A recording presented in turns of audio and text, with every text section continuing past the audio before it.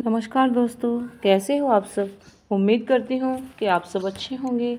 तो आज है सोमवार, भोले बाबा का व्रत। तो आइए हम सोमवार व्रत की कथा सुनते हैं। मृत्युलोक में भ्रमण करने की इच्छा करके एक समय श्री भूतनाथ महादेव जी माता पार्वती के साथ पधारे। यहाँ वे भ्रमण करते करते विदर्भ देशांगत अमरावती नाम की अति सुंदर नगरी में पहुँचे। अमरावती नगरी स्वर्ग के समान सब प्रकार के सुखों से परिपूर्ण थी। उसमें वहाँ के महाराज का बनाया हुआ अति सुंदर शिवजी का मंदिर स्थित था। उसमें कैलाशपति अपनी धर्मपत्नी पार्वती माता के साथ निवास करने लगे।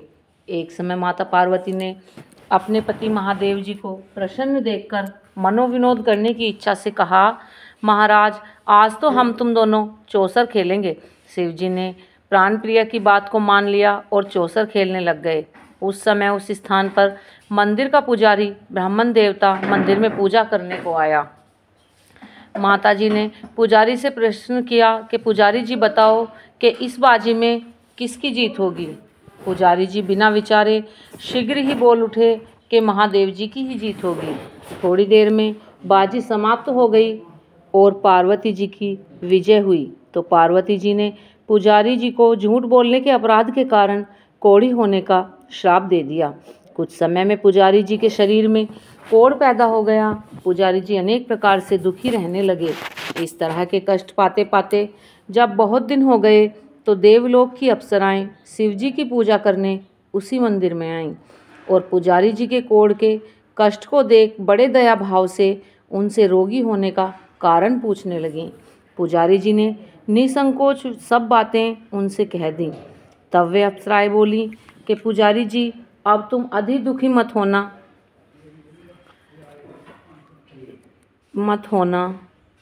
हम तुम्हें ऐसा उपाय बताएंगे कि जिससे तुम्हारी सभी कष्ट और दुख दूर हो जाएंगे। तुम सब व्रतों में श्रेष्ठ जो 16 सोमवार का व्रत है उसको भक्ति के साथ करो। तब पुजारी जी ने हाथ जोड़कर विनम्र भाव से अप्सराओं से 16 सोमवार की व्रत विधि पूछी।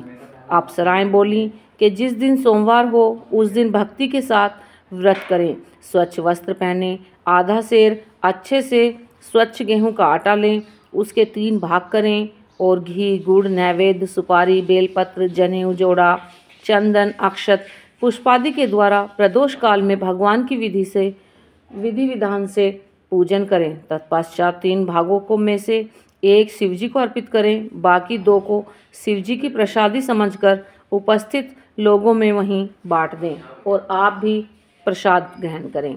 इस विधि से 16 सोमवार व्रत करें। तत्पश्चात 17वें सोमवार के दिन पाव सेर पवित्र गेहूं के आटे की बाटी बनाएं, उसमें तदनुसार घी और गुड़ और चूरमा बनाएं और शिवजी को भोग लगाकर उपस्थित भक्तों में बांट दें। पीछे आप अपने परिवार के सहित प्रसाद ले लेवें तो भगवान की कृपा से आपके सभी मनोरथ पूर्ण हो जाएंगे। ऐसा कहकर अप्सराएं स्वर्ग को चली गईं। ब्राह्मण ने यथाविधि 16 सोमवार व्रत किया। भगवान शिवजी की कृपा से रोग मुक्त होकर आनंद से पंडित जी अब रहने लगे। कुछ दिन बाद फिर शिवजी और पार्वती माता उसी मंदिर में पधारे। तब पुजारी जी को निरोग देखकर पार्वती जी ने पुजारी जी से पूछा कि रोग मुक्ति का क्या कारण है। तब पुजारी जी ने 16 सोमवार व्रत कथा कह सुनाई। तब तो पार्वती जी ने अति प्रसन्न हो ब्राह्मण देवता से व्रत की विधि पूछी और वह अपने मन में व्रत करने के लिए तैयार हुई, जिसके कारण उनके रूठे हुए पुत्र कार्तिकेय जी स्वयं माता के आज्ञाकारी पुत्र हुए। कार्तिकेय को अपने यह विचार परिवर्तन का रहस्य जानने की बड़ी इच्छा हुई और माता से बोले कि हे माता जी, आपने ऐसा कौन सा उपाय किया जिससे मेरा मन आपकी ओर आकर्षित हुआ। तब पार्वती जी ने वही 16 सोमवार व्रत कथा उनको कह सुनाई। तब वे बोले कि इस व्रत को मैं भी करूँगा, क्योंकि मेरा प्रिय मित्र ब्राह्मण बहुत दिनों का परदेश गया है, हमें उससे मिलने की बहुत इच्छा है। तब कार्तिकेय जी ने इस व्रत को किया और उनका प्रिय मित्र ब्राह्मण मिल गया। मित्र ने इस आकस्मिक मिलने का भेद कार्तिकेय जी से पूछा तो वे बोले कि हे मित्र, हमने तुम्हारे मिलने की इच्छा से 16 सोमवार का व्रत किया था। ब्राह्मण मित्र को भी अपने विवाह की बड़ी इच्छा थी। उसने कार्तिकी जी से व्रत की विधि पूछी और यथाविधि व्रत किया। व्रत के प्रभाव से जब वह किसी कार्यवश विदेश गया तो वहाँ के राजा की लड़की का स्वयंवर था। राजा ने प्रण किया कि जिस राजकुमार के गले में सब प्रकार से श्रृंगारित हथनी माला डालेगी, मैं उसी के साथ अपनी प्यारी पुत्री का विवाह कर दूंगा।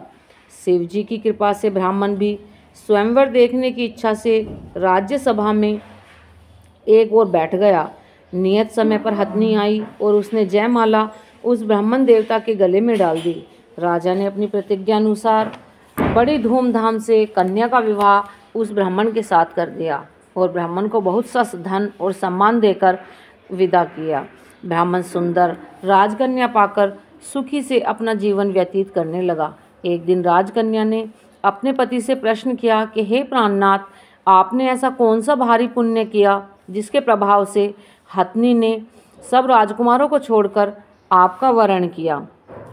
तब ब्राह्मण बोला कि हे प्राणप्रिय, मैंने अपने मित्र कार्तिकेय जी के कथानुसार 16 सोमवार का व्रत किया, जिसके प्रभाव से मुझे तुम जैसी स्वरूपवान लक्ष्मी प्राप्त हुई है। व्रत की महिमा को सुनकर राजकन्या को बड़ा आश्चर्य हुआ और वह पुत्र की कामना करके व्रत करने के लिए तैयार हो गई। शिव जी की दया से उसके गर्भ से एक विद्वान पुत्र पैदा हुआ।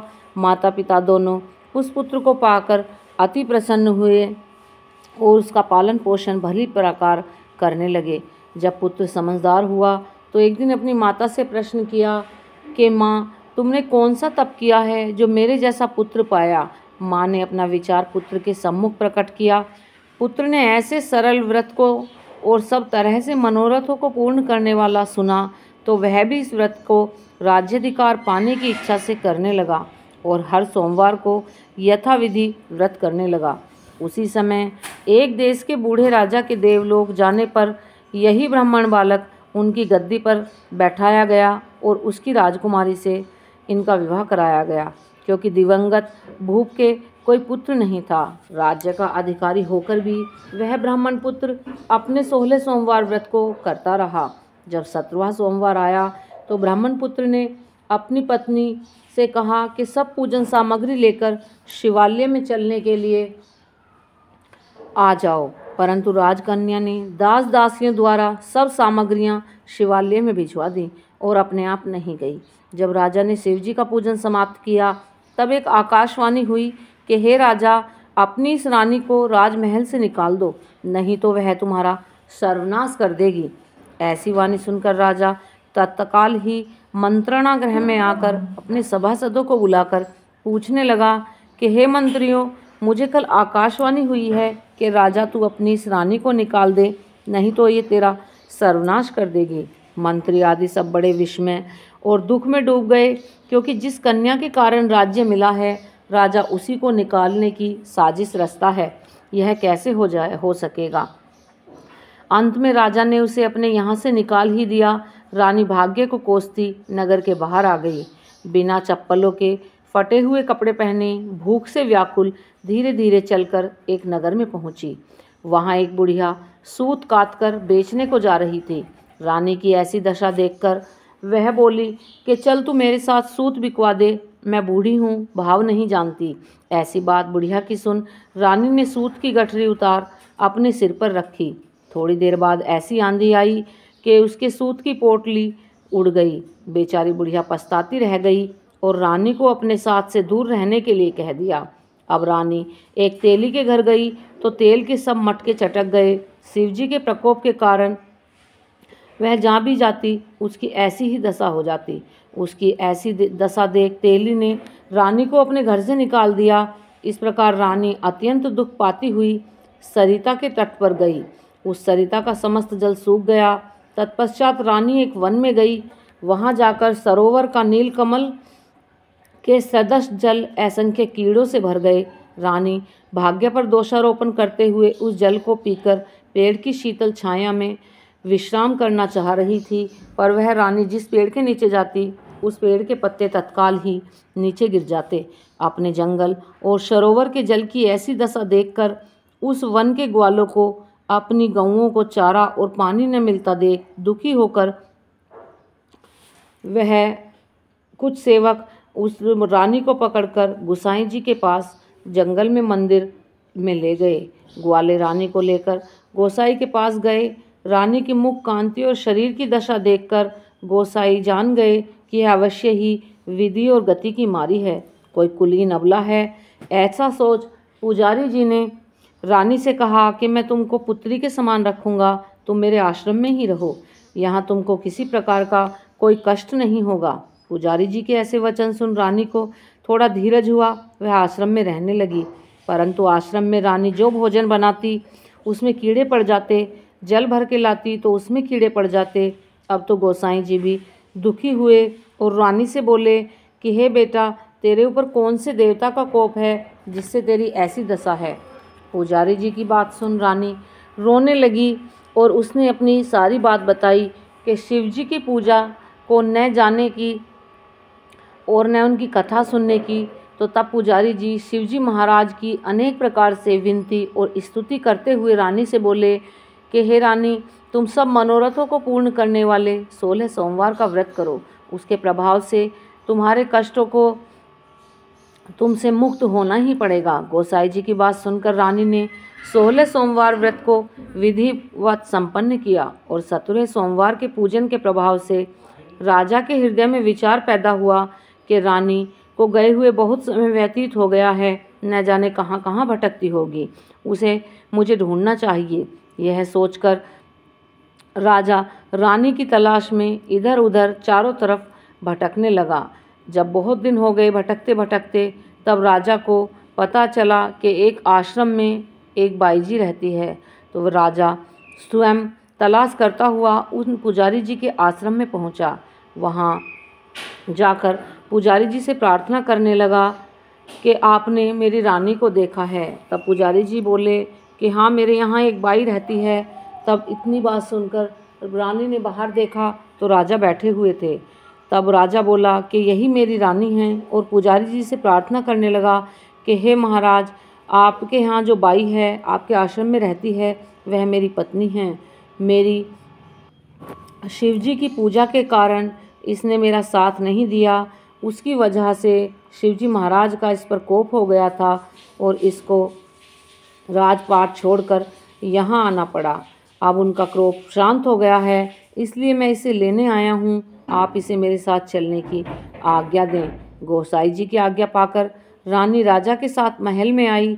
घर घर में मंगल गान होने लगा। पंडितों ने विधि वेद मंत्रों का उच्चारण करके अपनी राजरानी का आवाहन किया। रानी ने पुनः अपनी राजधानी में प्रवेश किया। महाराज ने अनेक तरह के से ब्राह्मणों को दान आदि देकर संतुष्ट किया। इस प्रकार से राजा शिवजी की कृपा का पात्र हो राजधानी में रानी के साथ अनेक तरह से सुखों को भोगकर आनंद से जीवन व्यतीत करने लगा। ऐसे ही जो मनुष्य भक्ति से 16 सोमवार का व्रत इत्यादि करता है या कथा पढ़ता है या सुनता है, वह इस लोक के सभी सुखों को भोगकर शिवपुरी को प्राप्त होता है। इस प्रकार यह सब मनोरथों को पूर्ण करने वाली 16 सोमवार व्रत कथा समाप्त होती है। बोलिए शिवजी महाराज की जय, माता पार्वती जी की जय। तो आइए अब हम करते हैं शिवजी महाराज की आरती। ओम जय शिव ओमकारा, स्वामी हरि शिव ओमकारा, ब्रह्मा विष्णु सदा शिव, ब्रह्मा विष्णु सदा शिव, अर्धांगी धारा। ओम जय शिव ओमकारा, एकानन चतुरानन पंचानन राजे, स्वामी पंचानन राजे, हंसानन गरुड़ासन वृषवाहन साजे। ओम जय शिव ओमकारा, 2 भुज 4 चतुर्भुज 10 भुज ते सोहे, स्वामी 10 भुज ते सोहे, तीनों रूप निरखता त्रिभुवन जन मोहे। ओम जय शिव ओमकारा, श्वेतांबर पीतांबर बाघांबर अंगे, स्वामी बाघांबर अंगे, सनकादिक ब्रह्मादिक भूतादिक संगे। ओम जय शिव ओमकारा। अक्षमाला वनमाला मुंडमाला धारी स्वामी मुंडमाला धारी। चंदन मृग मद चंदा बोले शुभकारी। ओम जय शिव ओमकारा। कर में श्रेष्ठ कमंडल चक्र त्रिशूल धरता स्वामी चक्र त्रिशूल धरता। जग करता जग हरता जग पालन करता। ओम जय शिव ओमकारा। 64 योग निगावत नृत्य करत भैरों स्वामी नृत्य करत भैरों। बाजत ताल मृदंगा और बाजत डमरू। ओम जय शिव ओमकारा। लक्ष्मी वर सावित्री श्री पार्वती संगे स्वामी श्री पार्वती संगे। अर्धांगिनी गायत्री सिर सोहे गंगे। ओम जय शिव ओमकारा। काशी में विश्वनाथ विराजे नंदी ब्रह्मचारी स्वामी नंदो ब्रह्मचारी। नित उठ भोग लगावे महिमा अति भारी। ओम जय शिव ओमकारा। ब्रह्मा विष्णु सदा शिव जानत अविवेका स्वामी जानत अविवेका। प्रणवाक्षर के मध्य ये तीनों एका। ओम जय शिव ओमकारा। तन मन धन अर्पण कर सब कुछ है तेरा स्वामी सब कुछ है तेरा। तेरा तुझको अर्पण प्रभु जी को अर्पण क्या लागे मेरा। ओम जय शिव ओमकारा। त्रिगुण स्वामी जी की आरती जो कोई नर गावे स्वामी प्रेम सहित गावे। कहत शिवानंद स्वामी कहत हरि हर स्वामी सुख संपत्ति धन पावे। ओम जय शिव ओमकारा। जय हो शिव जी महाराज की जय हो, माता पार्वती जी की जय हो।